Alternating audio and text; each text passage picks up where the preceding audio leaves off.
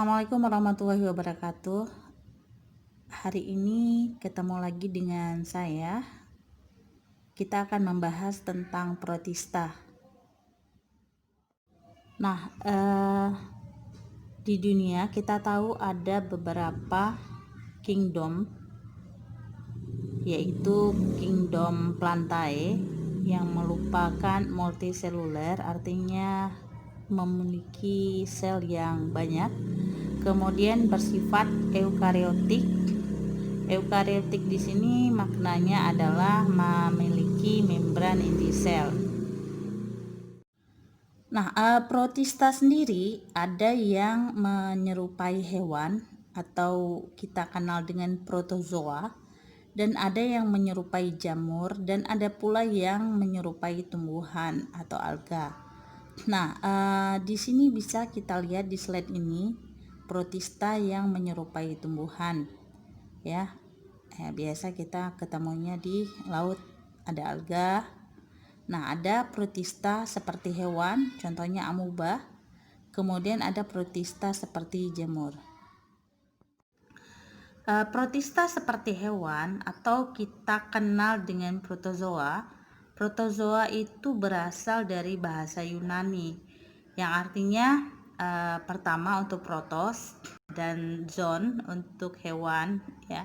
Nah, jadi kalau kita artikan, protozoa itu adalah hewan pertama sekali ada di muka bumi ini dan yang paling sederhana karena dia bersifat uniseluler.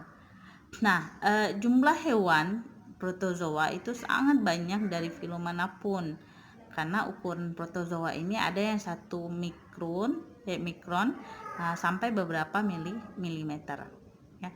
Nah, jadi ada yang sampai yang tidak kita bisa lihat langsung dengan mata.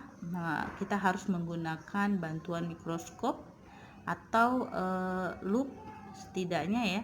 Nah, untuk melihat hewan-hewan dari protozoa ini. Di slide ini kita bisa melihat ciri umum daripada protozoa.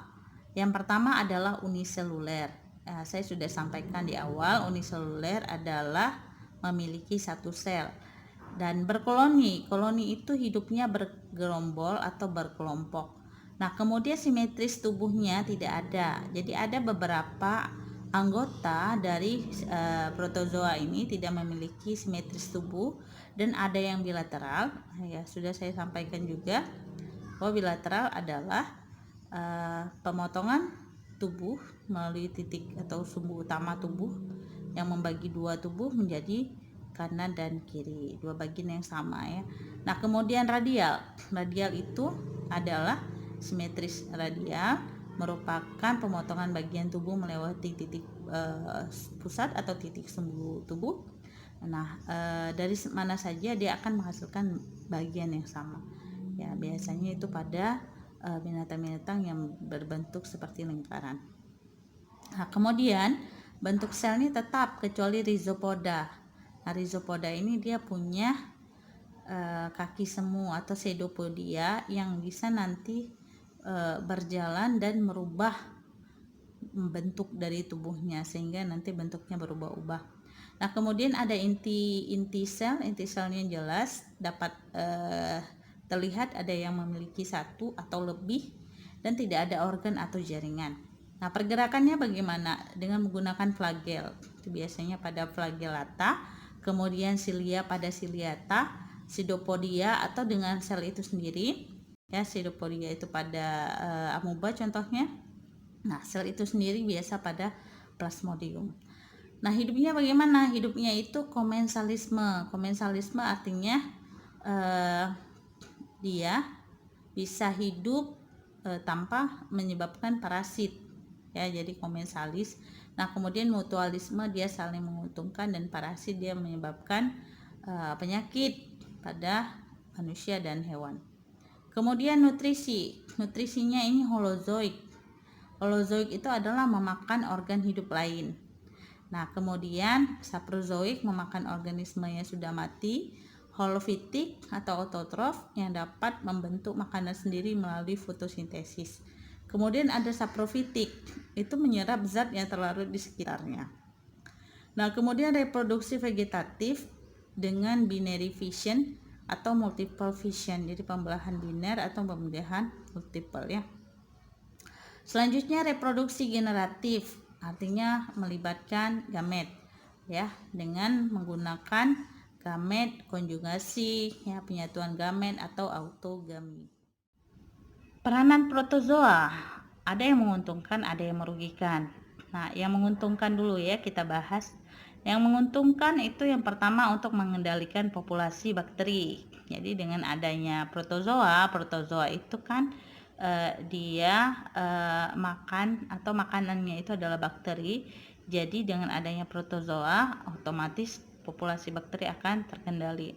Nah, kemudian sumber makanan ikan di perairan, sebagian protozoa berperan sebagai plankton atau zooplankton dan bentos yang menjadi makanan hewan air, terutama udang, kepiting, ikan dan lain-lain ya. Jadi sumber makanan. Nah, kemudian indikator minyak bumi. Jadi ada fosil foraminifera, itu menjadi petunjuk sumber minyak, gas dan mineral. Kemudian lagi yang terakhir adalah bahan penggosok. Jadi endapan radiolaria di dasar laut yang membentuk tanah radiolaria dapat dijadikan sebagai bahan penggosok. Nah, tadi kita sudah bicara tentang peran yang menguntungkan. Ternyata ada peran yang merugikan juga dari protozoa. Nah, ada beberapa jenis penyakit yang disebabkan oleh protozoa. Yang pertama disentri oleh Entamoeba histolytica, kemudian diare atau disebut dengan balantidiosis, itu disebabkan oleh Balantidium coli. Kemudian penyakit tidur di Afrika oleh Trypanosoma gambiense, kemudian toxoplasmosis atau kematian pada janin disebabkan oleh protozoa juga, Toxoplasma gondii. Kemudian malaria tertiana oleh Plasmodium vivax, malaria quartana oleh Plasmodium malariae, kemudian malaria tropika oleh Plasmodium falciparum dan Kala-Azar, Leishmania donovani. Sedangkan sura atau hewan ternak penyakitnya disebabkan oleh protozoa Trypanosoma evansi. Nah, ini adalah klasifikasi protozoa berdasarkan alat gerak. Nah, jadi itu digambar di slide ya, nampak pergerakan amuba. Nah, itu namanya amuba. Amuba itu merupakan kelas dari Rhizopoda atau disebut juga dengan Sarcodina. Jadi ada beberapa buku yang memakai nama Rhizopoda, ada juga yang Sarcodina. Jadi jangan bingung ketika ada salah satu buku yang memakai satu saja, berarti itu adalah sinonim nama ya, Rhizopoda atau Sarcodina. Nah, kemudian contohnya adalah amoeba.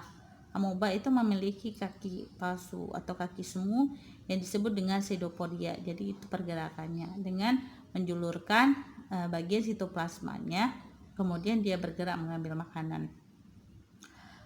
Nah, yang kedua adalah ciliata atau disebut juga dengan Ciliopora. Contohnya adalah Paramecium yang memiliki rambut getar atau cilia. Nah, kemudian Flagellata atau Mastigopora. Contohnya Euglena viridis yang memiliki cambuk ekor atau flagel. Nah, kemudian Sporozoa, contohnya Plasmodium tanpa alat gerak. Artinya dia mengikuti aliran darah saja tanpa memiliki alat gerak khusus. Ya, ini slide ini ya menunjukkan kepada kita adalah Rhizopoda. Nah, Rhizopoda ini dia punya kaki semu seperti yang sudah saya sampaikan tadi yang disebut dengan pseudopodia. Nah, pseudopodia ini fungsinya untuk apa? Fungsinya adalah yang pertama sekali untuk pergerakan perpindahan tempatnya. Nah, kemudian biasanya dia menjulurkan sitoplasmanya ini membentuk pseudopodia ketika dia ingin makan. Nah, cara makan daripada amoeba ini sering kita kenal dengan istilah fagositosis. Jadi fagositosis adalah proses amoeba memakan makanannya dengan cara menelan. Nah, jadi sering orang mengatakan bahwa amoeba itu memfagosit bakteri. Nah, artinya dia menelan dengan mekanisme yang tampak di gambar, dan nanti ada video juga ya untuk cara makan atau fagosit daripada amoeba. Adik-adik sekalian, kalau misalnya nanti ada waktu kita melakukan praktikum ya, saat sudah kembali normal perkuliahan, nah maka kita akan melihat struktur dari sel amuba. Nah, apa yang kita saksikan di bawah mikroskop setidaknya hampir seperti ini, tapi tidak terlalu mendetail karena biasanya ini hanya menggunakan elektron, mikroskop elektron ya. Nah, jadi struktur sel amuba itu sendiri terdiri dari nukleus ya, itu bagian tengah ya, kemudian ada nukleolus anak inti, nah kemudian ada vakuola makanan food vacuole, nah kemudian ada sitosom ya atau sitoplasma, di sana ada sitoplasma, ada cairan sel, nah kemudian ada pseudopodia. Pseudopodia ini ditunjukkan satu bagian saja boleh. Nah, nanti tergantung amubanya mau menggerakkan membran sel bagian yang mana. Nah, kemudian ada membran plasma, ada mitokondria itu yang berbentuk seperti sosis ya. Nah, di tengahnya ada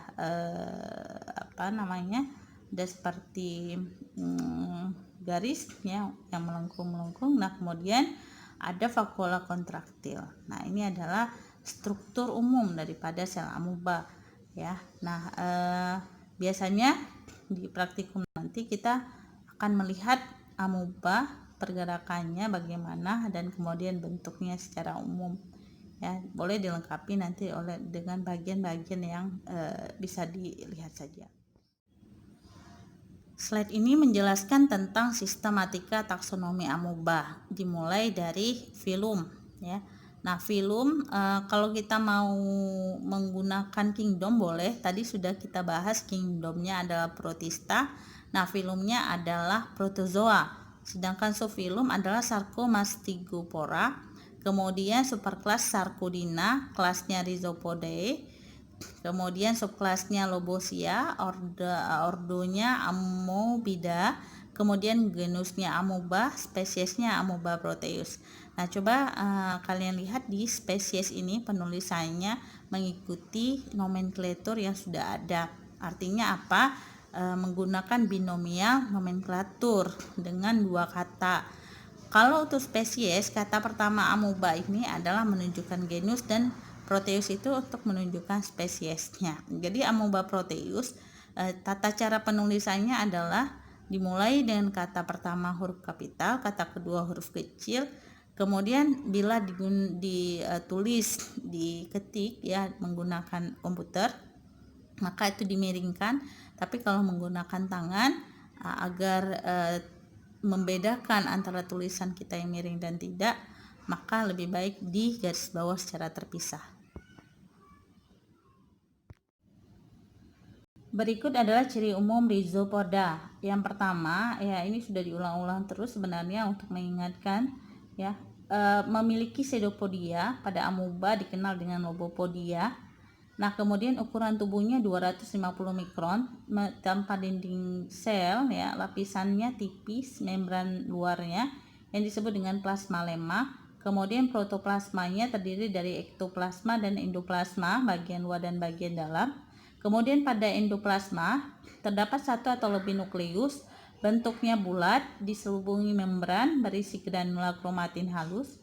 Kemudian vakuola kontraktilnya berperan dalam keseimbangan osmosis, dikelilingi oleh mitokondria. Nah, vakuola makanan untuk mencerna makanan fungsinya, dan kemudian terdapat gelembung air. Vakuola non kontraktil itu biasanya berisi air dan dapat membentuk sista.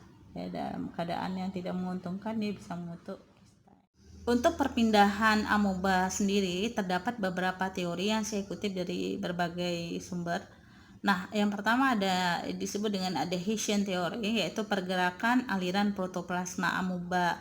Yang kedua adalah surface tension theory, itu dikembangkan oleh Berthold tahun 1886, di mana cairan protoplasma berpindah karena tegangan permukaan, sehingga akhirnya membentuk pseudopodium.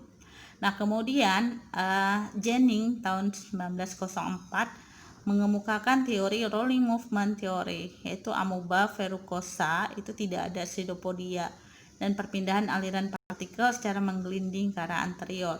Ya. Nah, kemudian yang keempat adalah teori contraction atau contraction theory yang digulirkan oleh Dellinger 1906, di mana dia mengamati bagian samping dari amuba.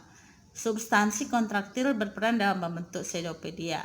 Nah, selanjutnya ada Pantin 1923. Nah, dikenal dengan Gelsol Theory, di mana amuba max marine, ya ini biasanya untuk yang di laut, itu pembentukan satu pseudopodia tabung ektoplastik mendorong endoplasma ke depan.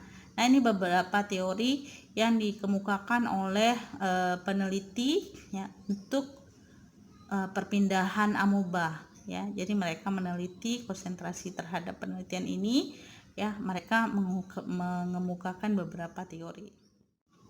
Nah, tidak hanya itu, di tahun 1917 terdapat juga teori Salt-Gale Theory atau Change of Viscosity Theory, di mana menyatakan bahwa perubahan Himen ini menyatakan perubahan reversible dari protoplasma itu dari Sol menuju ke Gale. Nah, kemudian Goddard dan Locke 1950 meneliti juga tentang perpindahan amuba. Dia melihat bahwa ada molecular folding atau unfolding teori, di mana aliran endoplasma mengedarkan molekul protein ke bagian rapat, bagian tidak beredar membentuk pseudopodia. Nah, selanjutnya teori Allen 1962, Fontaine atau zona contraction teori, di mana kontraksi molekul lambat, molekul endoplasmik di bagian depan bergerak ke bagian posterior.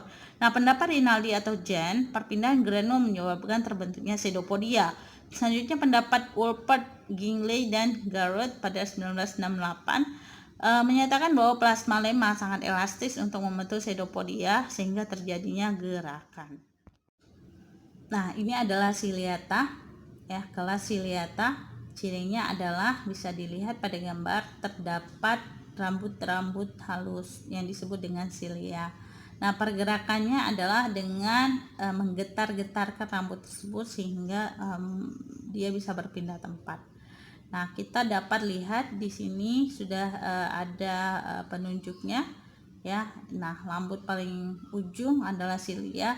Nah, kenapa ada dua gambar? Nah, gambar yang berwarna abu-abu ini adalah langsung diambil dari atau yang dilihat dari mikroskop. Nah, bentuknya seperti ini.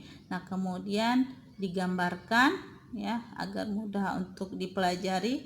Nah, akhirnya jadilah seperti di samping yang berwarna biru.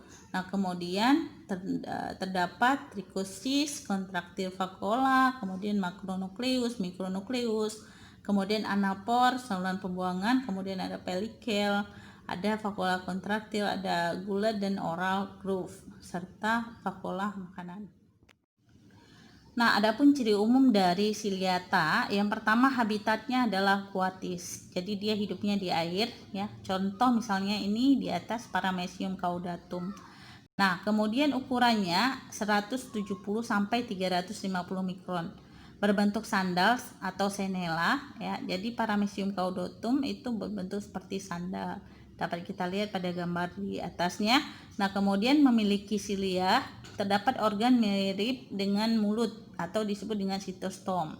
Nah, kemudian memiliki dua nukleus ya atau dua inti sel, ada yang makronukleus dan ada yang mikronukleus.